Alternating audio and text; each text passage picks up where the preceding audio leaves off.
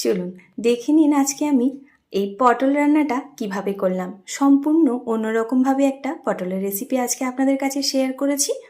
একই রকম পটল খেতে ভালো না লাগলে এইরকমভাবে পটলটা কিন্তু খুব সহজেই বানিয়ে নিতে পারেন। তার জন্যই দেখুন নিয়েছি একটা নারকেলের অর্ধেকটা নিয়েছি, আর ওটা আমি প্রথমে কুড়িয়ে নেব। আর এদিকে দেখুন পটলগুলো একটু একটু খোসা রেখে আমি ছাড়িয়ে নিয়েছি। 500 গ্রাম পটল নিয়েছি, আর অল্প অল্প দেখুন খোসাটা রেখেছি, দিয়েই পটলের খোসাগুলো কিন্তু আমি তুলে নিয়েছি। ধুয়ে পরিষ্কার করে পটলগুলো প্রথমে নিয়ে নিয়েছি। একই রকম পটল খেতে খেতে যদি বিরক্ত হয়ে যান, তাহলে মুখে টেস্ট বদলের জন্য অবশ্যই এই পটলটা একবার বানিয়ে দেখতে পারেন। সম্পূর্ণ নিরামিষ আর খুব কম উপকরণেই কিন্তু রান্নাটা হয়ে যায়, আর খেতেও লাগে অপূর্ব। প্রথমেই পটলটা আমি একটু লবণ মেখে 10 মিনিট মতো রেখে দেবো। তার জন্য একটা পাত্রের মধ্যে পটলগুলো প্রথমে নিয়ে নিলাম। নিয়েই এখানে আমি অল্প একটু লবণ অ্যাড করলাম, করি বেশ ভালো করে মেখে নেব। তবে হলুদের ব্যবহার কিন্তু এখানে একেবারেই করবেন না। এখানে আমি হলুদের ব্যবহার করলাম না, শুধু লবণের ব্যবহার করলাম। দিয়ে মেখে 10 মিনিট মতো কিন্তু পটলটা রেখে দিতে হবে। যারা নতুন গৃহিণী আছেন তারাও কিন্তু খুব সুন্দরভাবেই পটলটা রান্না করতে পারবেন। ভাতের সাথে তো দুর্দান্ত লাগেই, রুটি, পরোটা, ফ্রায়েড রাইসের সাথেও কিন্তু দারুণ সুন্দর জমে যাবে এই পটলের রেসিপিটা। একদমই অন্যরকম একটা পটলের রেসিপি। সরিয়ে রাখলাম পটলটা। এবারে আমি একটা মিক্সিং জার নিয়েছি, এর মধ্যে দিয়ে দিচ্ছি দেখুন 2 চা চামচ মতো সাদা তিল। এই তিলের জন্যই কিন্তু আজকে রেসিপিটা হবে অন্যরকম। আর 1 চা চামচ দিয়ে দিলাম পোস্ত। এবারে অ্যাড করছি কয়েকটা কাজু, মিক্সিতে বাটবো তাই। আর দিচ্ছি এখানে 2টো কাঁচা লঙ্কা, আর দিচ্ছি এখানে দিয়ে দিলাম নারকেল কোড়া। নারকেল কোড়া আমি পুরোটা ব্যবহার করিনি, অল্প একটু নিয়েছি, আর একটুখানি রেখে দিলাম গার্নিশ করব বলে। দিয়েই এবারে দেখুন ভালো করে ঢেকে প্রথমে শুকনো ঘুরিয়ে নিয়ে তারপর জল দিয়ে পেস্ট বানিয়ে নেব। সুন্দরভাবেই দেখুন আমার পেস্টটা বানানো হয়ে গেছে। একদমই একটা ফাইন পেস্ট বানিয়ে নিয়েছি। এদিকে গ্যাসের মধ্যে কড়াইটা বসিয়ে দিলাম।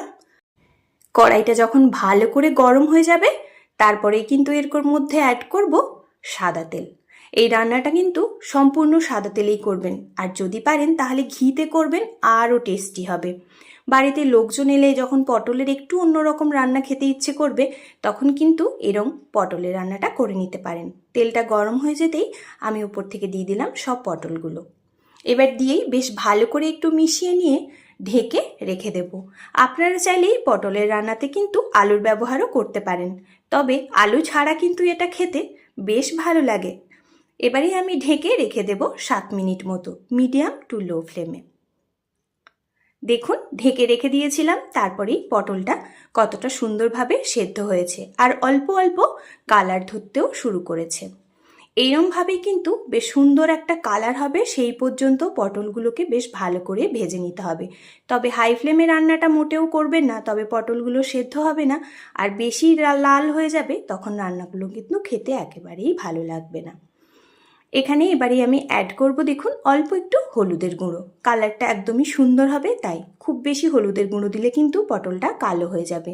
তাই অল্প একটু হলুদের গুঁড়ো দিয়ে বেশ কিছু সময় ধরে পটলটা আবারও আমি ভেজে নেব।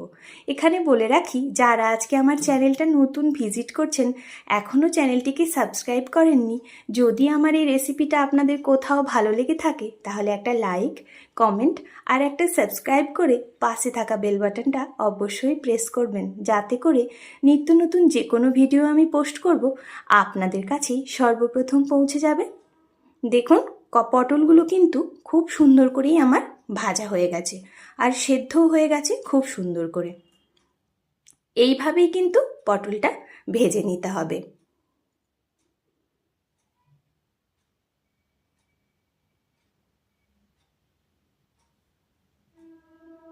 দেখুন সুন্দরভাবেই পটলটা ভাজা হয়ে গেছে। এবারেই কিন্তু আমি এটা তুলে নেব। পটলটা আমি তুলে নিচ্ছি।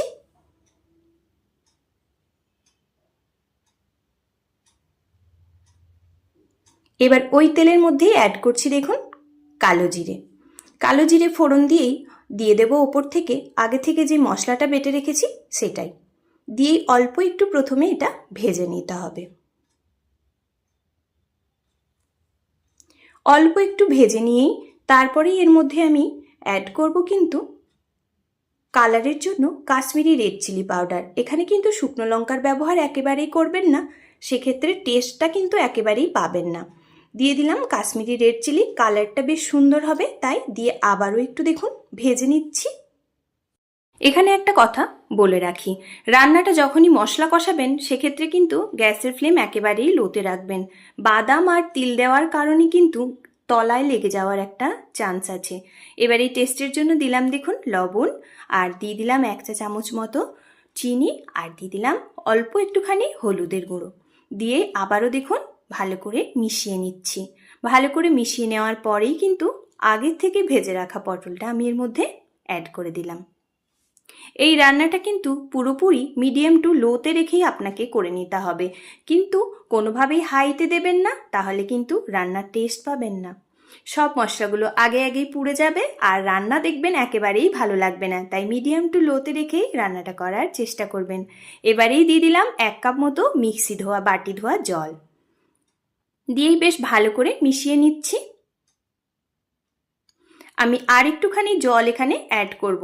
পটলটা খুব সুন্দরভাবে সেদ্ধ হবে আর অল্প একটু গ্রেভি থাকবে, সেরমভাবেই কিন্তু জলটা অ্যাড করবেন। তবে খুব বেশি গ্রেভি রাখবেন না, রান্নার টেস্ট তখন ভালো হবে না।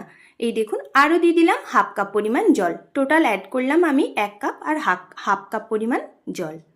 দিয়েই বেশ ভালো করে দেখুন মিশিয়ে এবারে ঢেকে রেখে দেব। ঝালের জন্য ওপর থেকে কয়েকটা কাঁচা লঙ্কা দিয়ে দিলাম, গন্ধটাও ভালো হবে আর টেস্টটাও দুর্দান্ত হবে। এবারে ঢেকে রেখে দেব 7 মিনিট একেবারেই লো ফ্লেমে। ঢেকে রেখে দিয়েছিলাম 7 মিনিট, তারপরেই দেখুন কতটা সুন্দর হয়েছে। বাদাম তিল থেকেও কিন্তু তেলটা ছেড়ে দিয়েছে আর তার থেকেও কালারটা তাই অপূর্ব এসেছে। এইরকমভাবে পটল রেসিপিটা নিরামিষ দিনে কিন্তু তাড়াতাড়ি করে বানিয়ে নিন, দেখবেন বাড়ির সবাই ভীষণ পছন্দ করছে। যারা পটল খায় না তারাও খাচ্ছে একেবারেই চেটেপুটে। এই পর্যায়েই কিন্তু রান্নাটা আমার প্রায় একেবারেই কমপ্লিট, আর আমি রান্না করব না। এরপরেই কিন্তু গ্যাসটা অফ করে রেখে দেব। তারপরেই গরম গরম ভাতে খাওয়ার জন্য পটল একেবারেই রেডি। দেখুন কতটা সুন্দর হয়েছে, দেখেই বুঝতে পারছেন যে কালারটা কত সুন্দর এসেছে, আর খেতেও হয়েছিল দুর্দান্ত। দেখুন কতটা সুন্দর হয়েছে। এইবারেই গরম গরম ভাত, রুটি, পরোটা সব কিছুর সাথেই এটা পরিবেশন করতে পারেন, দুর্দান্ত টেস্ট হয়। কথায় আছে না, আগে দর্শনধারী তারপর গুণবিচারী। আপনারাই দেখে বলুন কতটা সুন্দর হয়েছে দেখতে। গার্নিশের জন্যই দিয়ে দিলাম ওপর থেকে বাঁচিয়ে রাখা নারকেল, আর দিয়ে দেবো একটা কাঁচা লঙ্কা, দেখতে আরও সুন্দর হবে। দেখুন এবার দেখে আপনারাই বলুন কেমন হয়েছিল দেখতে। দেখতেও যেমনি সুন্দর হয়েছিল, গ্যারেন্টি দিয়ে বলছি টেস্টিও হয়েছিল তেমনি।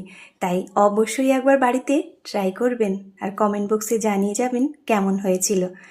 এতটা সময় ধরে আমার এই ভিডিওটা দেখার জন্য আপনাদের অসংখ্য ধন্যবাদ। ভালো থাকবেন, সুস্থ থাকবেন আর আমার সঙ্গে থাকবেন।